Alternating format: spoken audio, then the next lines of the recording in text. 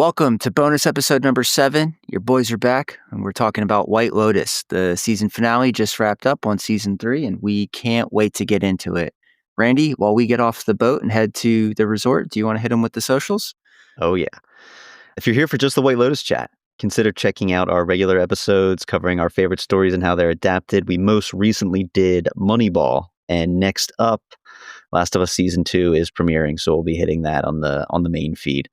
Please follow us to find that on Spotify, Apple, wherever you get your podcasts. Rate us 5 stars, tell a friend about it. And you can follow us on Instagram at Rewatch Play Podcast. I'd love to say that we're super active there, but social media sucks, so we're doing our best. And you can reach out to us on Gmail, rewatchplaypod@gmail.com. Or don't do any of those things, and don't be our friend, and that's your loss. Yeah, it's your loss. The other thing coming down the pike is last week, Val Kilmer passed away, and Nick and I are going to do a deep dive on Val Kilmer as we both have a love of him. We talked about him a bit on Top Gun. Maybe we'll work in a new award into our action series about Val Kilmer in commemoration, but we'll be bringing that to the feed soon. In terms of White Lotus, if you're listening to this, you're not watching the White Lotus, this is an anthology-ish series, meaning that each season tells a contained story with new characters, locations, events. There's certain through lines of the show that kind of link seasons, some recurring elements, some recurring characters, similar to like a True Detective or a Fargo, where you don't really need to watch the other seasons, but there's some, hints of past things that happened, or in this most recent season, some very influential things that happened.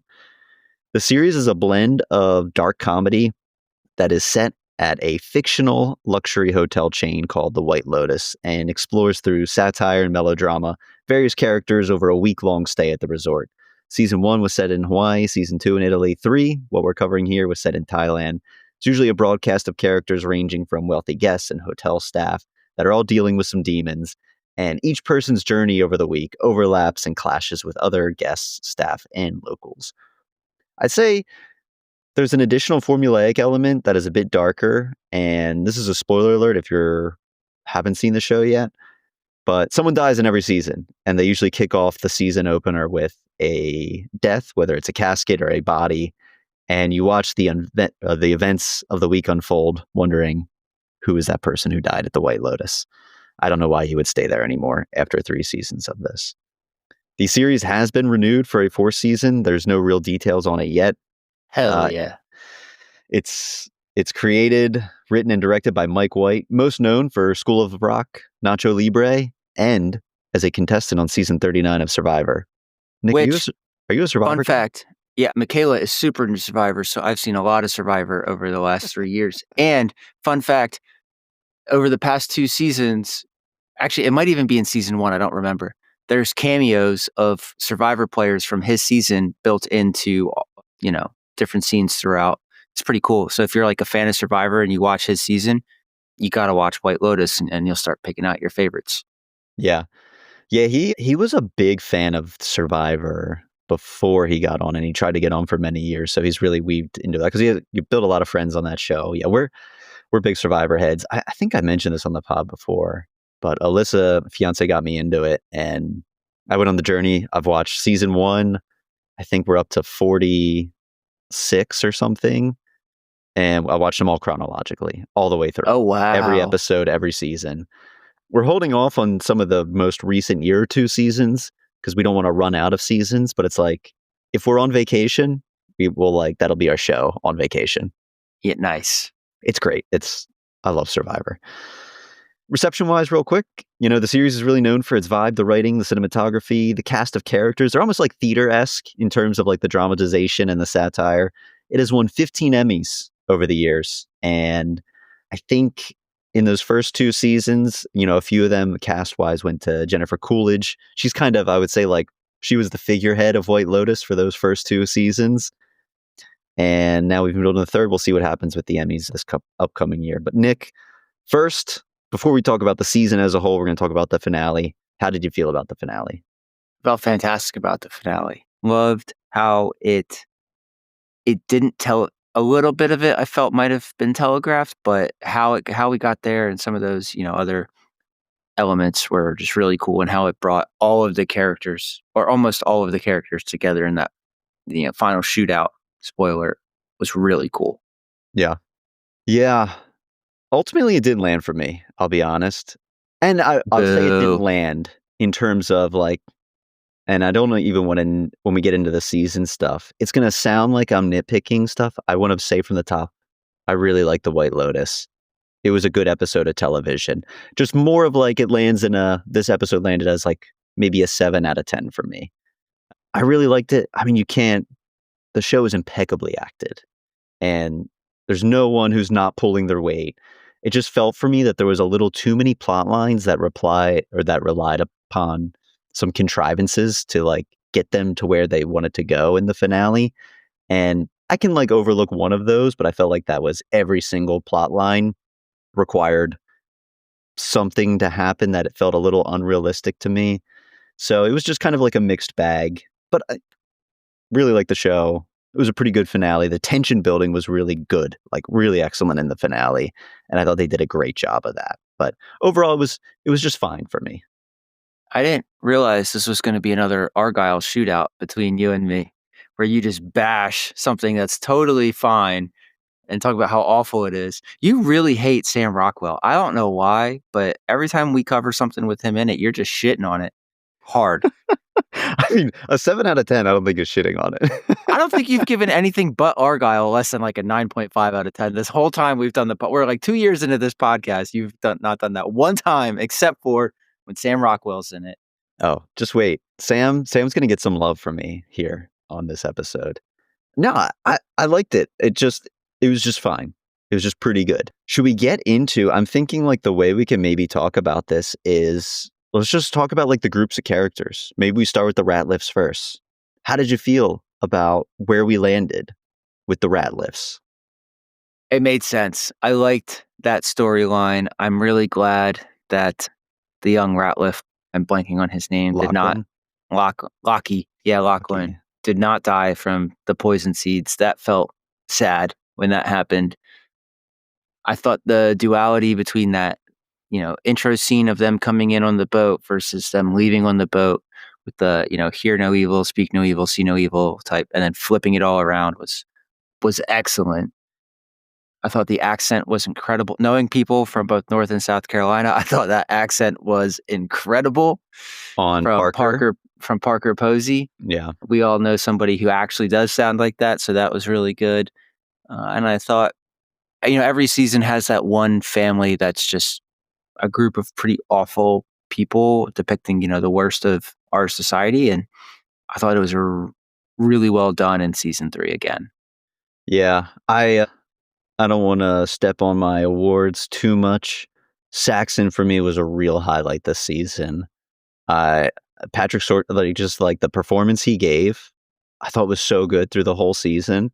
And I think he was one of the few that felt like he had real character development through season 3 of The White Lotus and some change, and maybe ending in a little bit heading in like an upward trajectory. Maybe their finances as a family are not heading that way.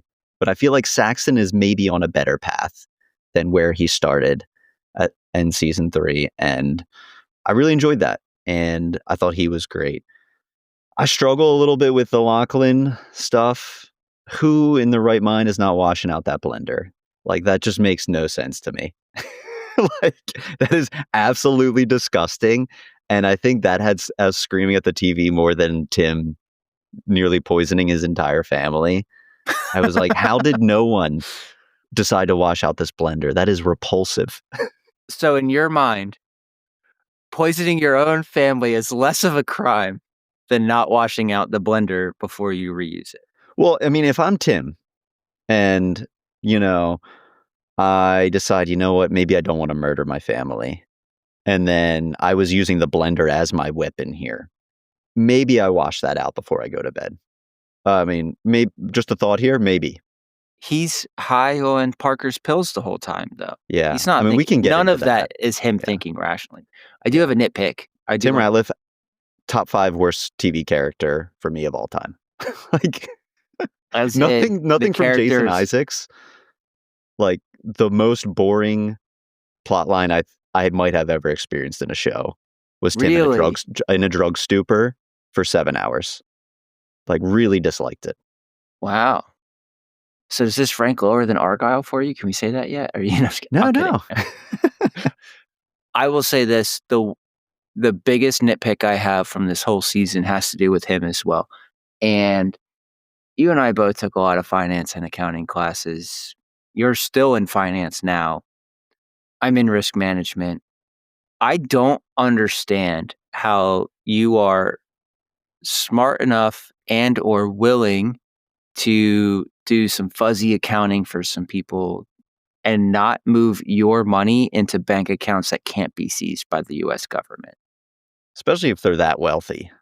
Right. He said, I only made $10 million off this. And I'm thinking, at least 8 of that's got to be parked offshore somewhere, right? Plus all the other money you're making through that. I just don't understand how you make that kind of rookie mistake.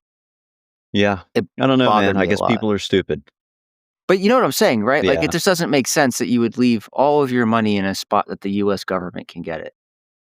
Yeah. Yeah, that's the type of thing where, like, I can overlook that. It doesn't really bother me. Similar to, like, I could care that, like, how is Belinda gonna explain to the IRS where this $5 million came for?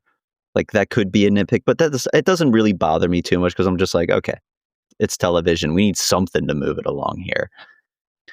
I think my real Tim issue is just I felt like in terms of pacing, his character was just required to be drugged out for 7.5 of the 8 episodes, and that just got a little repetitive to me through the season, and I don't know, I mean, I don't know if that's shared by other people. I think people see Tim as one of the weaker characters of the season compared to, like, what else is going on, but I think I don't know, I think about some of our conversations we've had with movies, and I know that, like, pacing can be a real issue for you with movies, slow, this movie could have been 30 minutes shorter.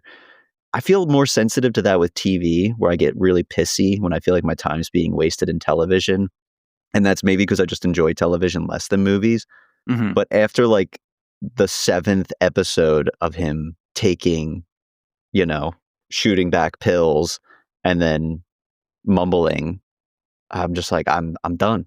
I don't care about Tim. I will say counterpoint, I will say that there's enough going on with the other characters around him that I didn't mind that his character was kinda slow, right?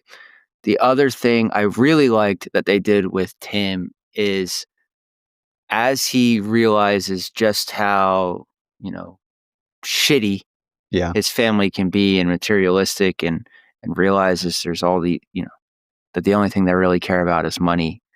It goes from him killing in those dream sequences, like him killing himself and his wife, him killing himself, his wife, and Saxon. And as those characters get, you know, as he realizes how much they just don't give a shit about anything but money, they get brought into that. And then when he asks Lachlan, hey, could you live with the money, like if we lost the house? And he was just like, yeah, I think I could. Like he Lachlan never got brought into that, and I thought that was a really interesting way to portray those thought processes that he's having. Yeah. You know, they basically took an internal monologue and put it on the screen. I thought that was really well done from a cinematography standpoint. Yeah. No, it was cool to see some of the Lachlan stuff for sure. I don't know, it just didn't overall land for me with Tim, and I think I'm more bummed because I like Jason Isaacs, and I thought in episode 1 when he was still pre-lorazepam, oh, he was, like, really hamming it up in episode 1, and I think I just feel sad that I felt like we got a muted version of him through the rest of the series. It's fair Maybe enough. there just could have been a little bit more of a balance between pre-lorazepam Tim, or maybe by episode 5, he's out of pills at this point because he's been Yeah. slugging them, and he reverts back, and he's kinda crashing down from it all.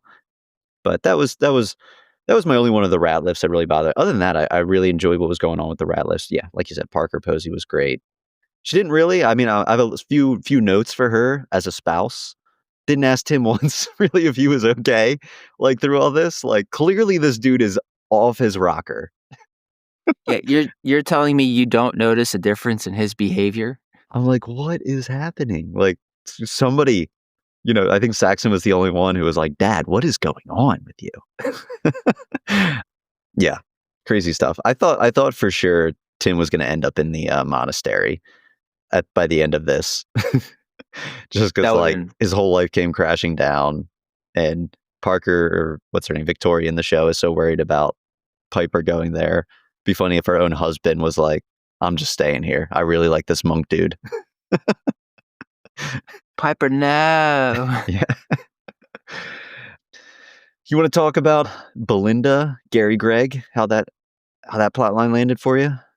This is our 2 recurring characters this season. It was interesting.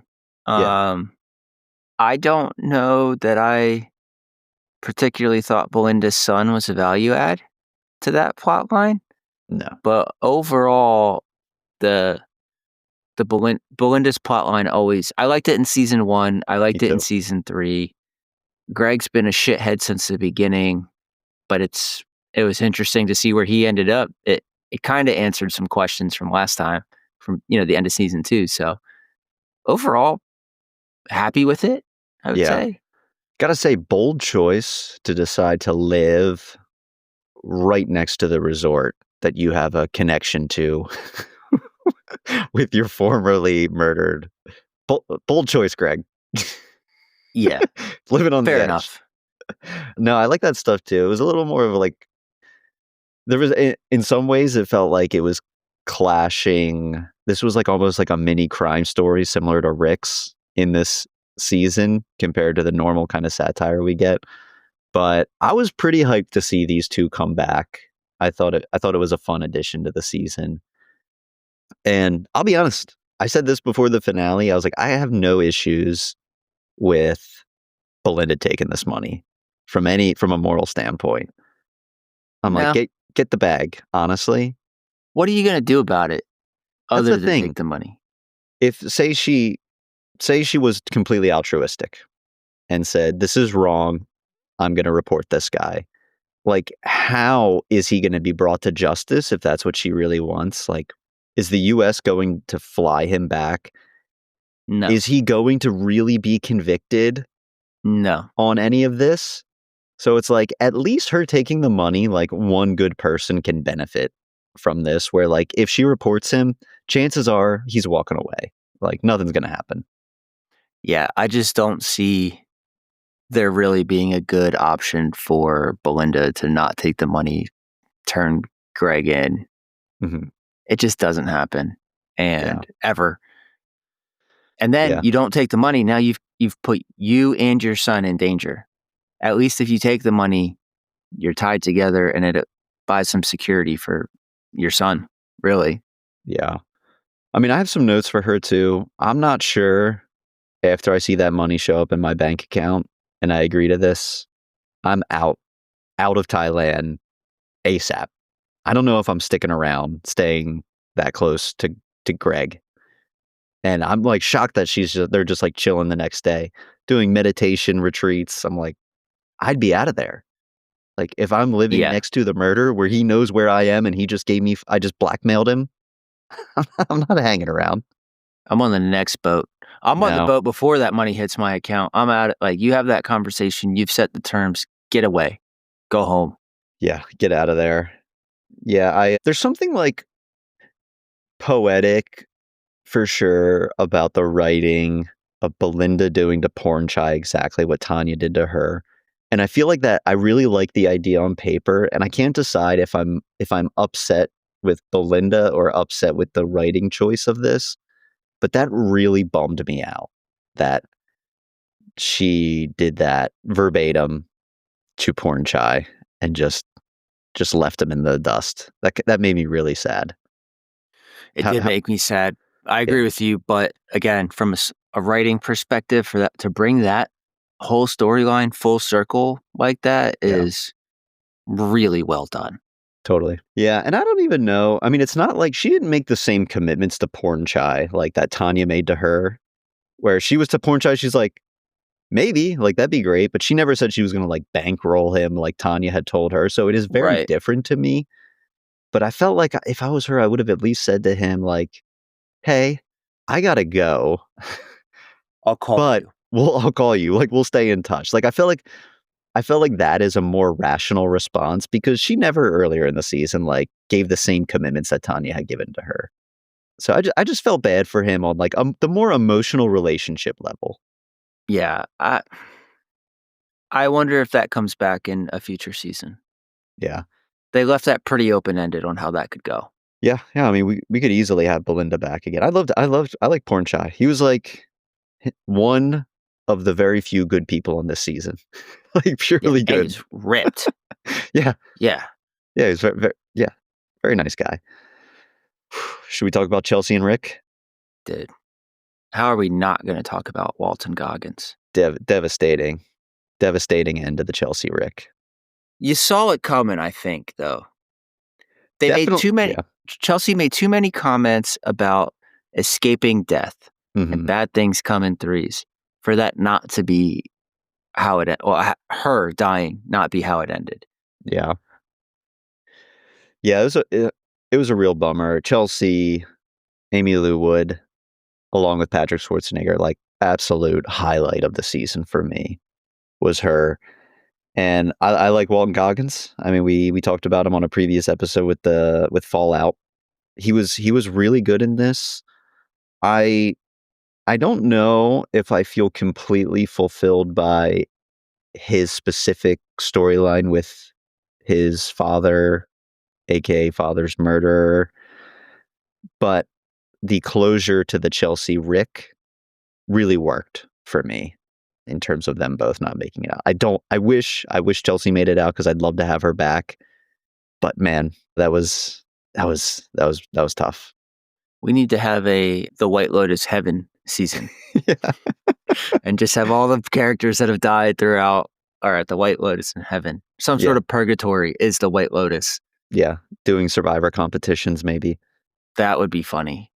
Yeah. Yeah, she was good. I mean, it was just another classic area where this show really exceeds, which is in the cinematography of them laying in that pond at the end. You know, her down, him up, the yin and the yang.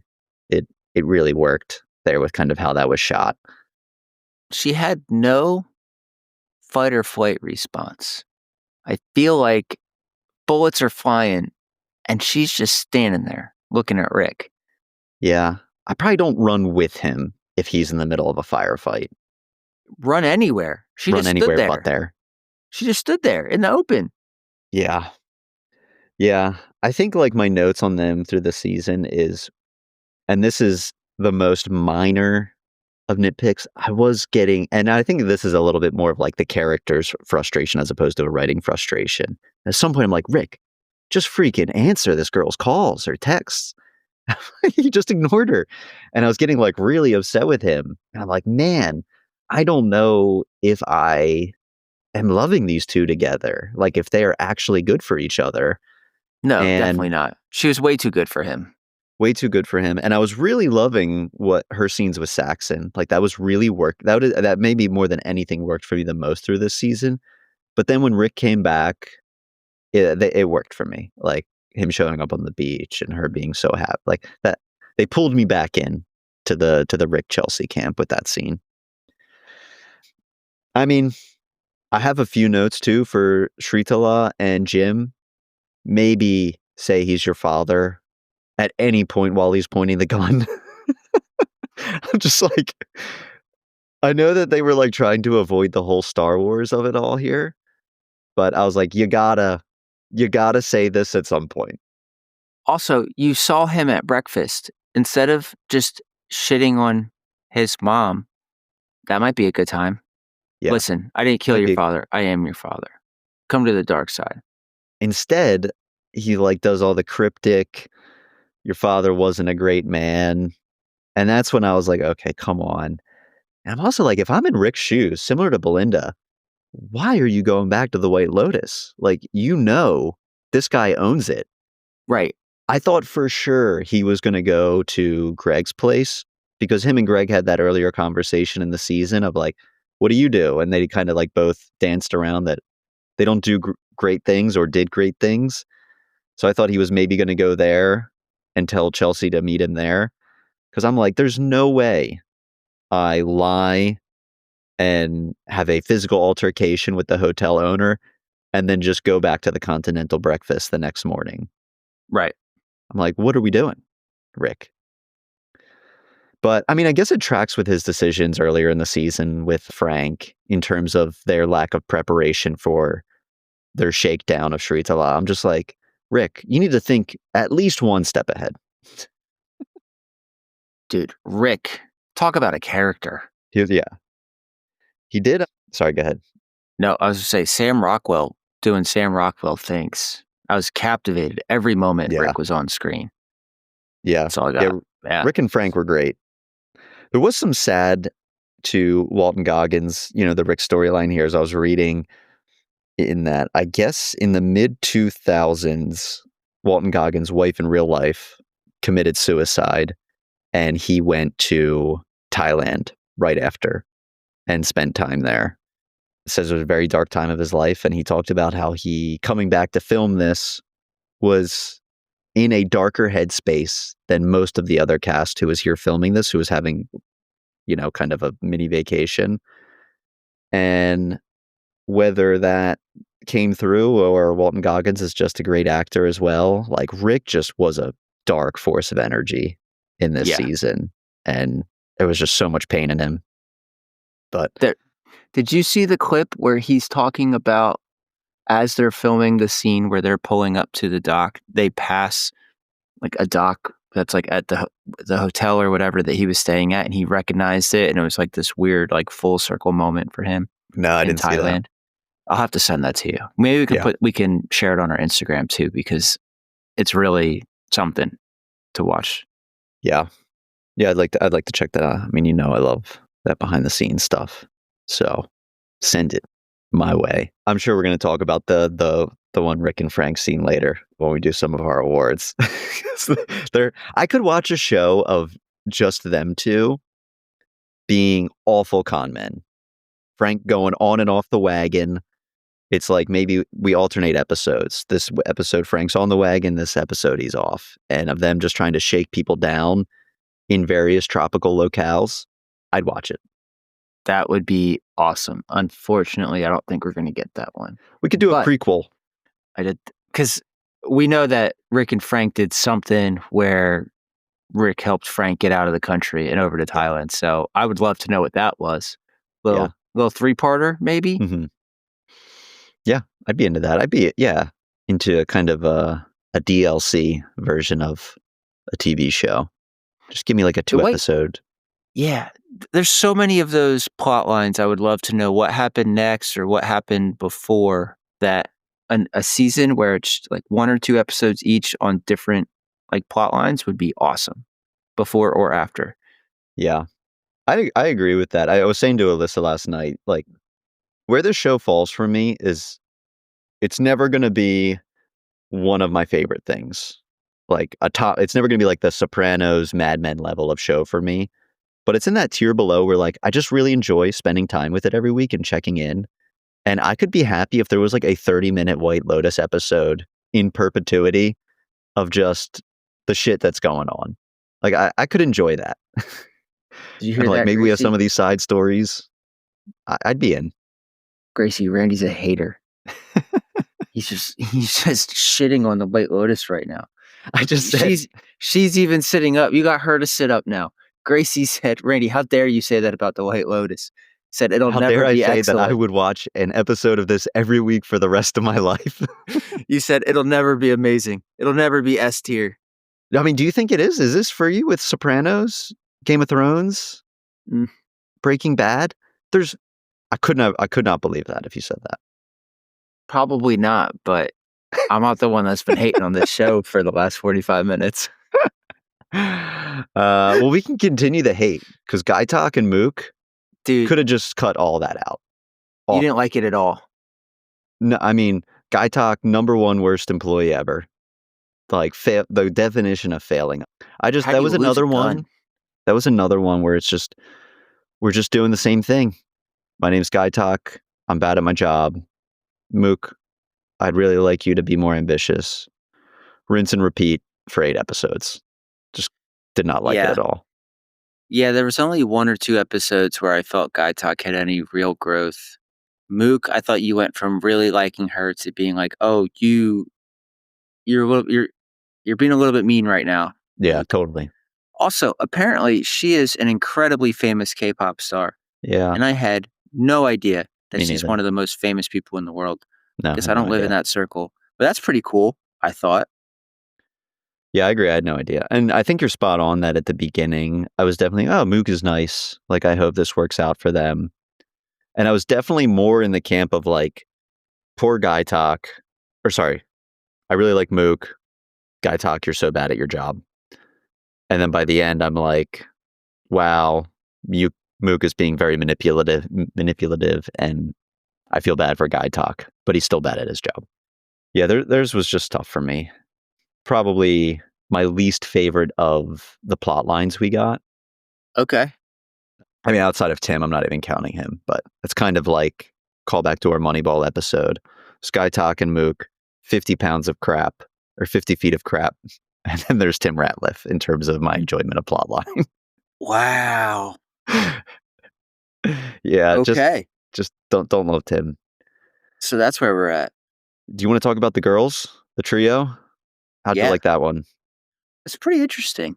I think it highlights a couple interesting aspects of life, and, one is having childhood friends, that stick together and maintain at least I don't know if I'd say they have a good relationship, but a relationship through the Yeah. years, kinda like us.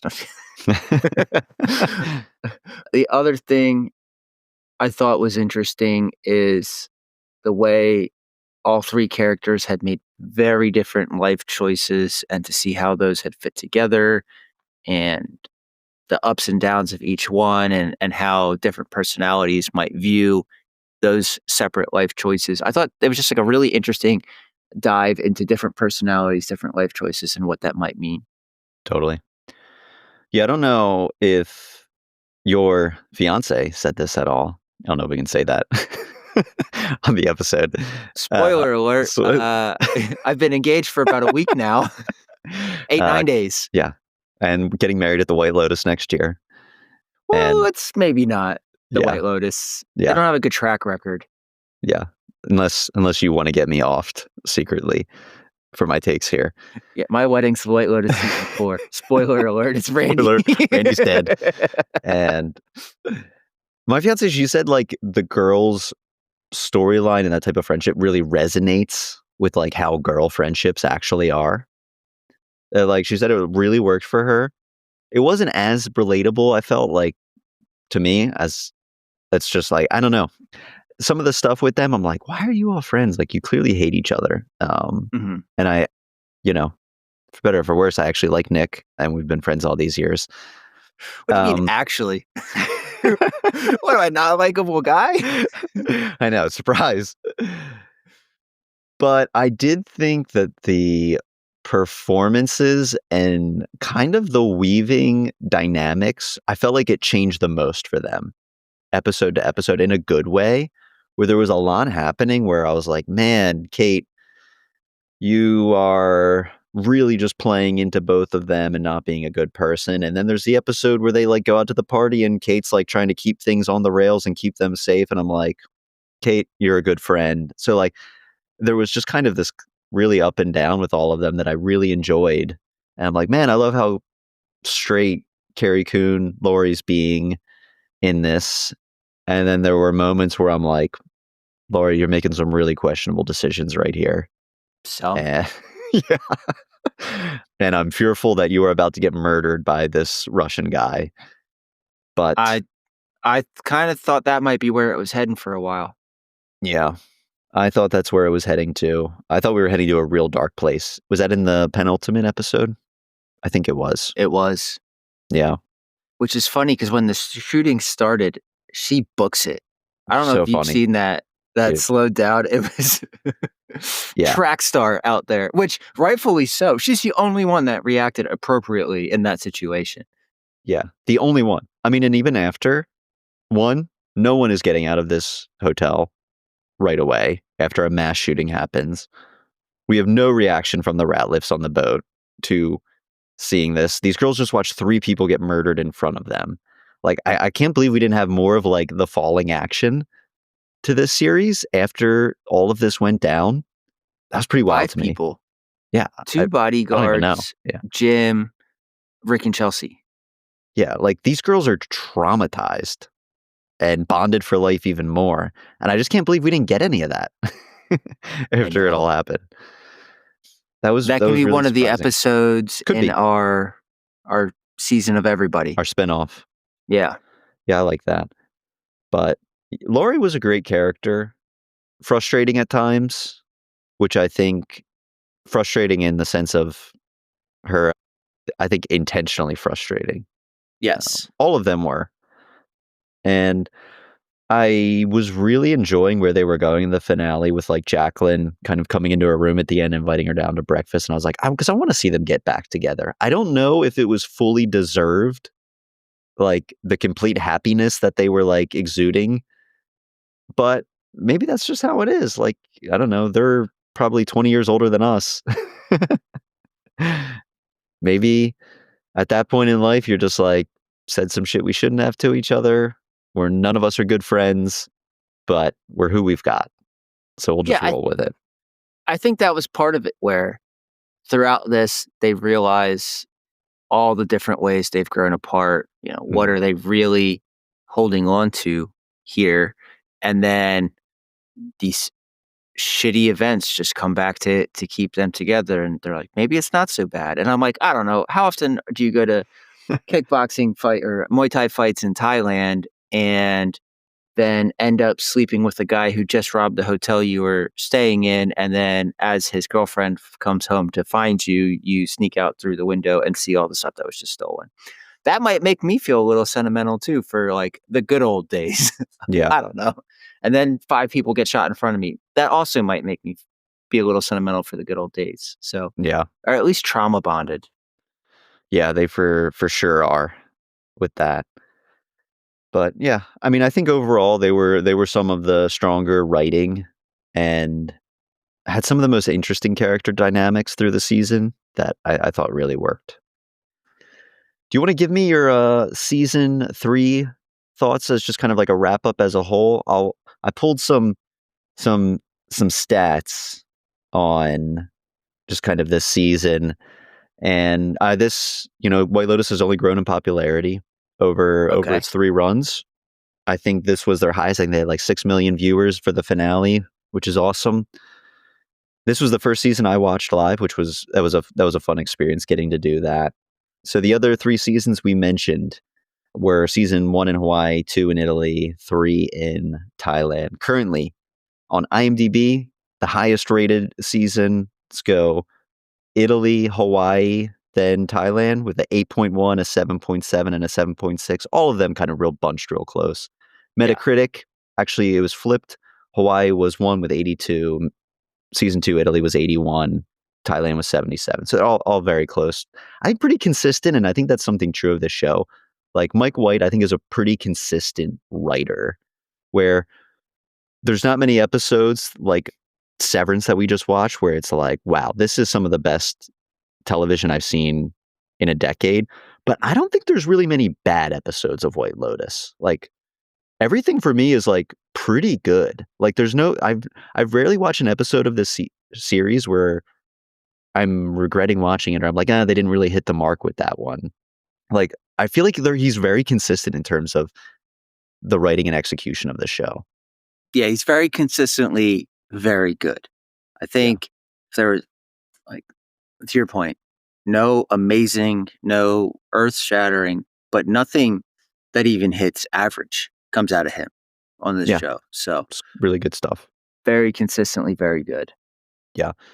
How'd the how'd the season work for you as a whole? It worked. I think for a while there, it was definitely up there. And I was thinking, maybe this is my favorite season. Mhm. And I think that's because I felt the acting was so good. Yeah, And there were not a weak so link. many great performances.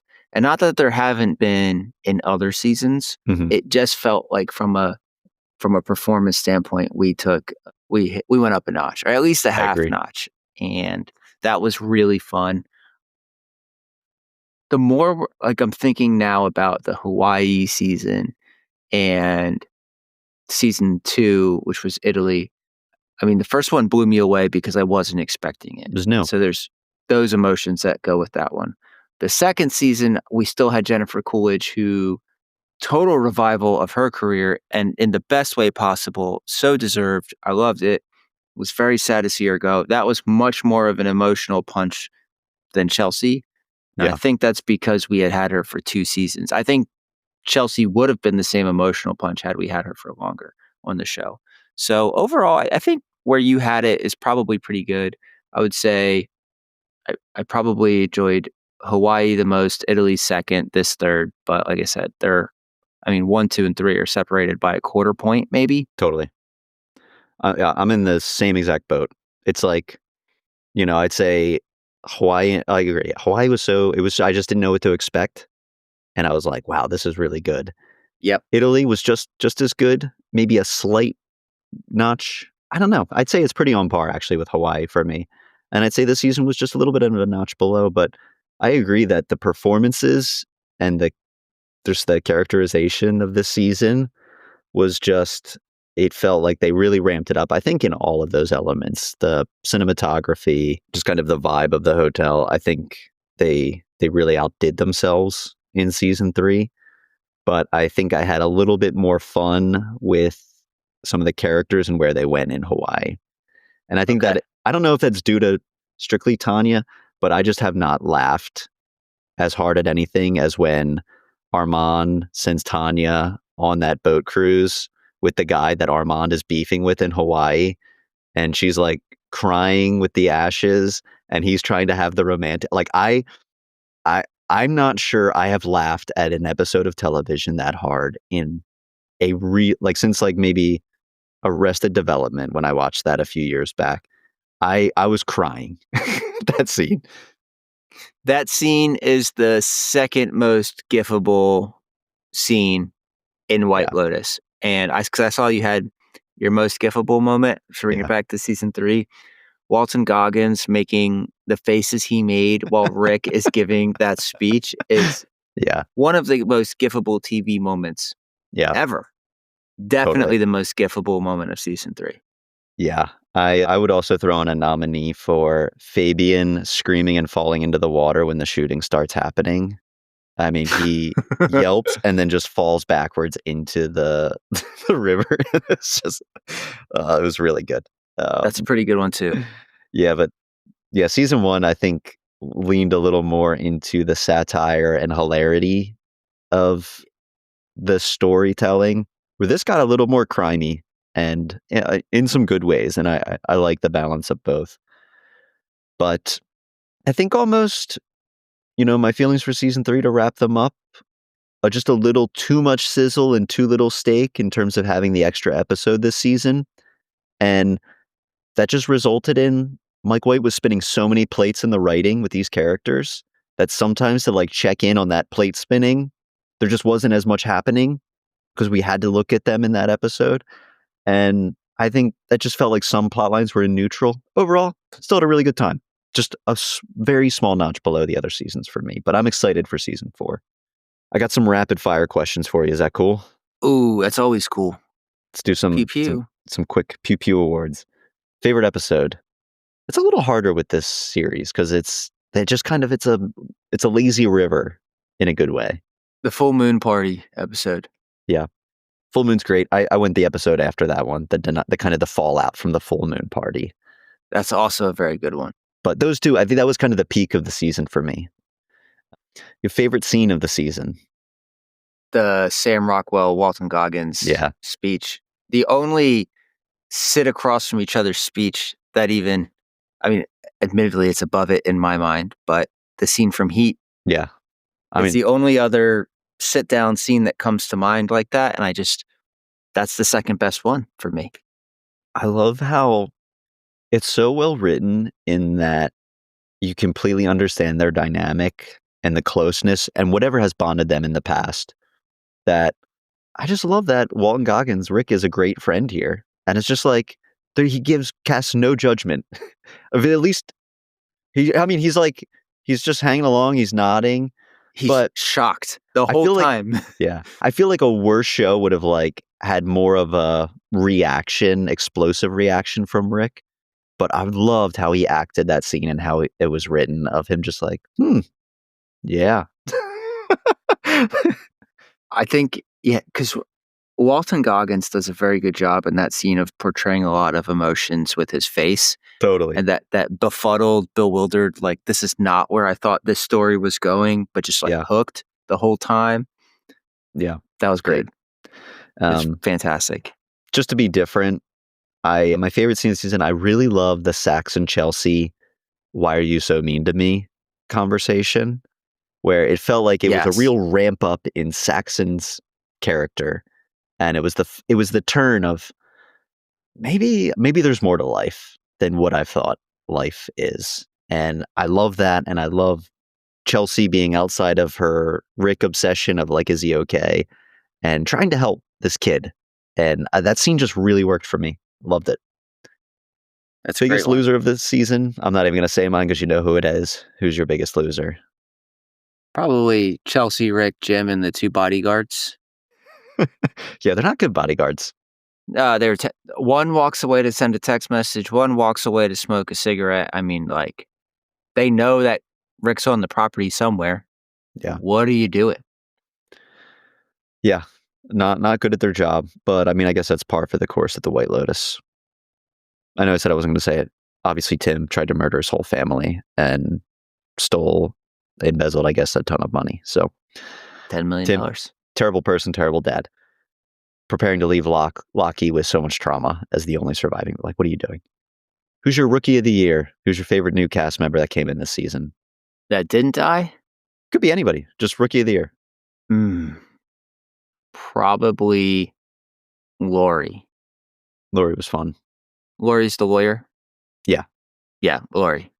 Lori is my choice. Rookie of the year. Yeah, she was great. I had Saxon. I love Saxon. Big fan. Maybe it's just my Schwarzenegger love, but there were some moments where he looked so much like his dad. I could see Saxon coming back. Yeah. He could have a through line somewhere. Yeah, I mean, we can just hit that now because that was going to be my answer for who do you want to come back in another season from this season. Saxon would be my vote. Lori. Just the way she got to shine in those last 3 episodes was awesome for me. I could see her coming back too. Maybe she decides she really needs this change in life, wants to kind of unwind a little bit more from her stressful career. Maybe she'll be back. I think she was a fan favorite for sure. Yeah. Who's the real villain? Season 3 of the White Lotus. Who's the real villain? Lorazepam? Probably. Big Pharma. White collar crime.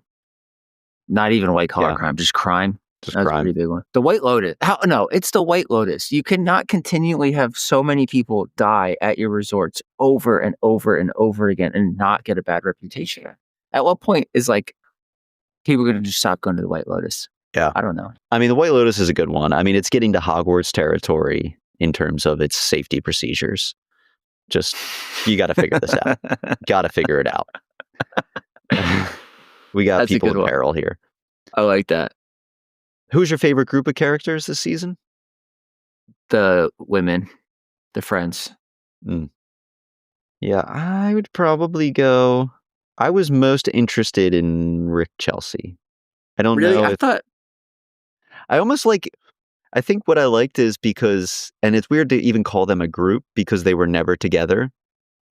But I think what I liked about them is they were the most who mingled with other groups. And that brought me a lot of joy this season.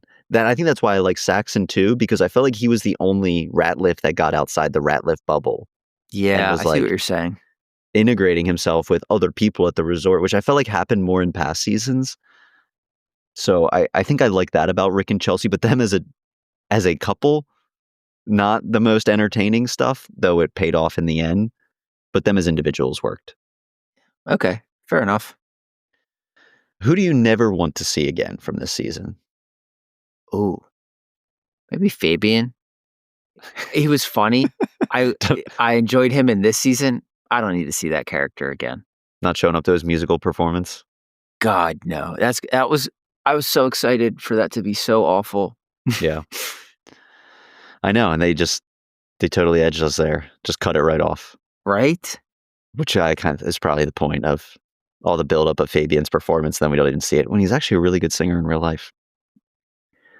Who was your season MVP? Goggins. No, Sam Rockwell. Yeah. I think Sam Rockwell's performance elevated the Goggins storyline. Yeah, they were both great. I'd probably go Chelsea. Love Chelsea. Amy Lou Wood, I think, is the breakout star of the season. She was fantastic. She was really good. She's a breakout star. I don't know that she's the MVP. MVP. Yeah, she's Offensive Player of the Year. Yeah. I'm going to back up. Biggest loser of the season, the theme song. I miss the wee woos. Okay. My understanding is that the theme songs all have elements of the culture that they are from, like where the season takes place. And so because of that, I haven't put much thought into the theme songs other than what I just said. Yeah, I mean, there was some drama, not drama, but it came out that the composer for all the music for the White Lotus is not coming back, and he released on YouTube his original version of the season 3 theme, which crescendos with the classic wee woo monkey noises from the first 2. It's amazing, and said he had creative differences with Mike White, and Mike didn't want to bring back the wee woos for the theme song, and he had to fight to get that in the first 2 themes. But he also said he doesn't like doing series over and over and over again. He likes to just kind of do one and then move on to something new. So I don't think he left with like completely ill intentions, but he was like, he just released on YouTube. He's like, here's my original version of the season 3 theme, and it slaps. It's so good. Okay. But interesting. But yeah, I was bummed. It grew on me a little bit, but not in the way that the season 1 or 2 theme hits. Okay. Fair enough. Out of 25, what do you give season 3? 22 and a half, maybe 23. Yeah, I'm probably like a 19. Dude, hater. 18. Oh, I was coming into here thinking 16. I think I 16? I think it's a B, which I guess a B would be a 20 out of 25. Yeah. Yeah. So I'll stay doing a 19. A 19 is a B minus. A 16 is barely a C. Yeah, I think it's a 19 for me. I not just quite a B. Well, it's a B minus, right? I don't know. I guess 20 out of 25 is a 4 out of 5, and 4/5 is 80%. So that's a C plus. B minus. Yeah, I guess maybe it's a 20. It just didn't hit as hard as season 1 and 2 did for me. I think like I said, there's really good consistency. There wasn't an episode that I was like, didn't like that episode. It just didn't reach the highs as some previous White Lotus episodes did. And for that, I got to give it a 20. No, I'm sticking to my 19. It's a 19 out of 25. It's not in the 20s for me. Mike White, Sam Rockwell, let me apologize on behalf of Randy for him just being so rude to both of you for the last hour. No, I do like Sam. Love Mike. Love School of Rock. But yeah, we'll see. I'm excited to see what they do with season 4. One quick thing, fun fact before we get out of here. Mike White was on the official White Lotus podcast and talked about some things that got cut that he had written and they had filmed. And one was Piper slept with Zion. Do you see that? Yeah, I did. I'm glad that didn't happen.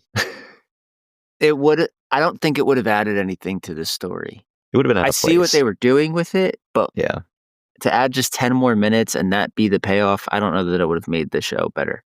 Yeah. Piper's journey didn't really work for me in the season.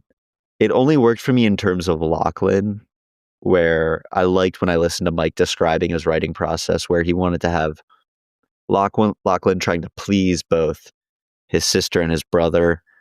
and it just backfiring in both ways. I mean, definitely the Saxon stuff. That was Yeah. hilarious in the finale when he was just like, dude, we are never talking about this again. And then with the sister of him trying to like think it'll make her happy if he goes here with her, and her just like completely changing her life plans made you really feel for Loki. And I thought that was why it was more tragic when he did die. And I almost wish he would have stayed, because I think it would have just worked more for me. But you know, it is what it is. Any final thoughts on the White Lotus?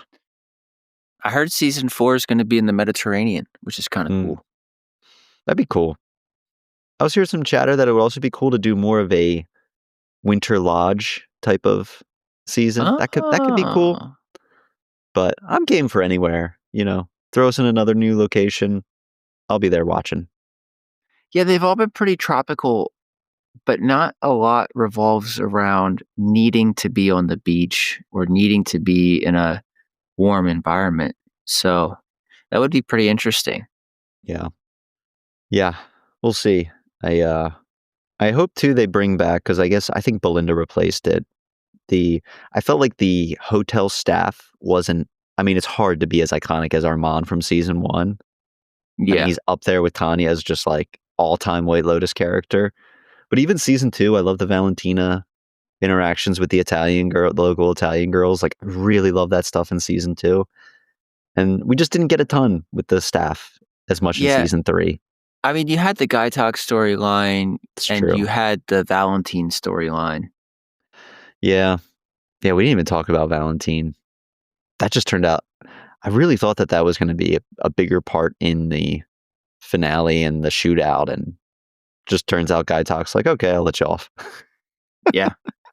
It's just, yeah. I guess there was a lot of staff stuff in season 3. I guess I just blocked it out because it was Guy Talk and Mook and an unfulfilling result to the Russians. But here we are.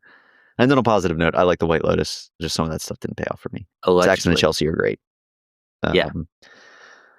Thanks for listening, everybody. Like I said, next up, we got The Last of Us, which I'm pretty pumped for. We'll see. Reviews started coming out, rolling out for that. So keep your eye tuned for that. And who knows when the White Lotus comes back? Who knows when that'll be? I'm sure we'll pick it up again. Thanks, Nick. Thanks, everybody, for listening.